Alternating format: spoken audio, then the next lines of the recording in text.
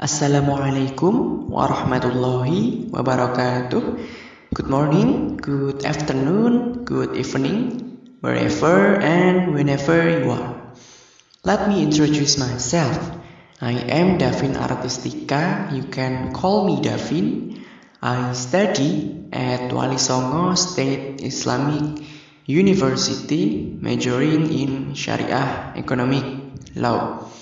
Okay, now I'll show and share with you about how to analyze an abstract. The first one that you should know is the definition of abstract. Abstract is a summary of a research paper. It usually contains approximately 150 to 250 words, and it's placed in the beginning of the paper. And then an abstract has 4 parts that contain and to support. Those parts become characteristic of an abstract. The first part of abstract is introduction.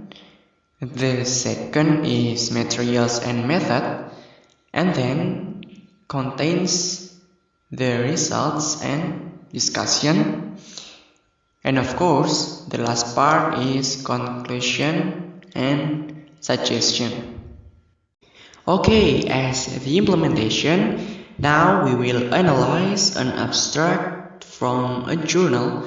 As we see on this slide, the title of journal is Designing Islamic Constitutions, Patrons and Options for a Democratic Future.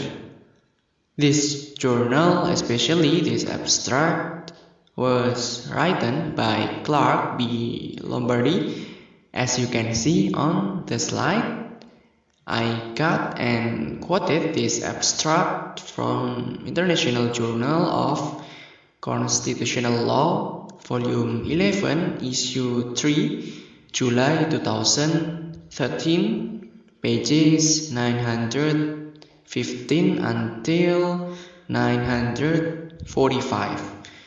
This journal was published on 25 July 2013, and if you want to access this full abstract, I've put the link in the description. Let's analyze the first part. The introduction has background of the paper, research questions, and purpose as its subsection. In recent years, a growing number of countries have adopted constitutional provisions requiring that state law be consistent with Islamic law or Sharia. Muslims today are deeply divided about what types of state action are consistent with Sharia. Now, it is background of the paper. Then, the impact of a Sharia guarantee clause or SGC depends largely on questions of constitutional design. Who is given the power to interpret and apply the provision, and what procedures do they follow is the research questions. And this article explores the trends that gave rise to SGCs and provides a history of their incorporation into national constitution as its purpose. In the next part is materials and method. This part has several subsections.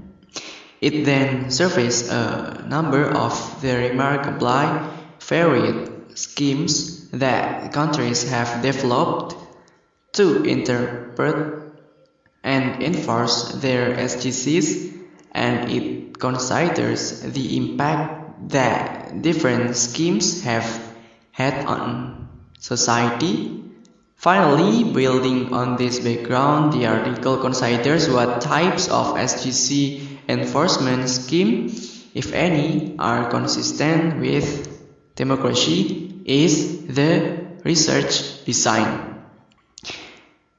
Then, unsurprisingly, the designers of SGC enforcement schemes in non-democratic countries have generally tried to ensure that their SGC will be interpreted and applied in a way that permitted or even promoted non-democratic policies. Nevertheless, from the experience of non-democratic countries with SGCs, we can draw some important lessons about the types of SGC enforcement scheme that would allow more democratic states to promote both democratic political participation and rights. Furthermore, recent debates have erupted in Western liberal democracies about how best to reconcile rights enforcement with democracy. Now, is data analysis in this abstract? In this part also contains the subject, which are the designers of SGC enforcement schemes and the non-democratic countries. The third part of an abstract is result and discussion. So the result of this abstract is this help to further clarify some issues that aspirational Islamic democracies will face as they try to develop SGC enforcement schemes for a democratic society. And they provide insights into the qualities that an institution must possess if it is to address these issues effectively. A number of Muslim countries are currently debating how best to square a constitutional commitment to respect Islam with parallel commitments to democracy and rights. Eventually, the last part of an abstract is conclusion and suggestion. The clause acknowledging that these countries will need to tailor their SGC enforcement schemes to very different local conditions is the conclusion. If there is a conclusion, obviously it has suggestion.